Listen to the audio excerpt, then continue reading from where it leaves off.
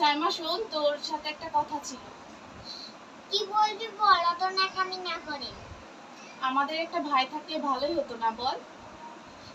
কি বললি? কথাটা তো ঠিক বললি না। আমি আবার কি ভুল বললাম? ভুল বললি না। আমার আমরা আমরা তো বোনেরা ভালোই আছি, তাছাড়া আমাদের ভাই কি দরকার।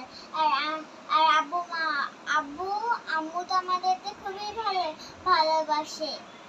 আরে বোকা, আমরা তো বড় হয়ে আব্বু আম্মুর খেয়াল রাখতে পারবো না, সংসারের হাল ধরতে পারবো না। একটা ভাই থাকলে সংসারের হাল ধরতে পারবে। কে হাল ধরতে পারবে? শুরু কি বলছো না যে কে হাল ধরতে পারবে? তুই ভুল করেছিস, তুই বল। না মানে আব্বু বলছিলাম আমাদের একটা ভাই থাকলে ভালো হতো। এ কথা বলতে হয় না আম্মু। কি ছেলে কি মেয়ে, প্রত্যেককে মহান আল্লাহ তাআলা খুব ভালোবেসে সৃষ্টি করেছে। তাছাড়া তোমরা মেয়ে হয়েছে, মেয়ে হয়ে জন্মগ্রহণ করেছো, এতে তো আমি অখুশি না, তোমার আম্মুও তো অখুশি না। তোমাদের পেয়ে আমরা খুব খুশি। জানো, রাস্তাঘাটে চলতে পথে অনেকেই বলে আপনার কয়টা সন্তান, তখন আমি বলি যে আমার 3টা কন্যা সন্তান।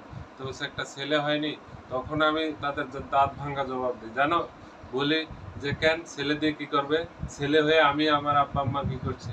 কিন্তু মেয়েরা বাপ মায়ের খেয়াল রাখতে পারে, বুঝছো? আর তাছাড়া হাদিসে আছে যে মেয়েরা পিতামাতার সৌভাগ্য বহন করে আনে, বুঝছো কি? তোমরা জন্মগ্রহণ করেছো, এটা আমরা খুবই সৌভাগ্যবান, আমরা খুব খুশি, কোনো ইয়ে না।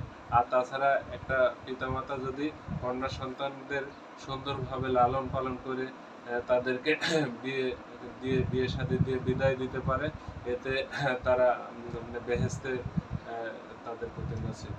কথাটা বুঝতে পারলা কি? এই ধরনের কথা কখনোই বলবা না, মনে থাকবে? সরি আব্বু, এই ধরনের কথা আমরা আর কখনো বলবো না। কে? আব্বু আব্বু চল খিদা লাগছে, খাই নি। হ্যাঁ, ঠিক চলো, বলেছে, চলো। আমার পিচ্ছি ঠিক আছে, আমার চুমকু ঠিক আছে।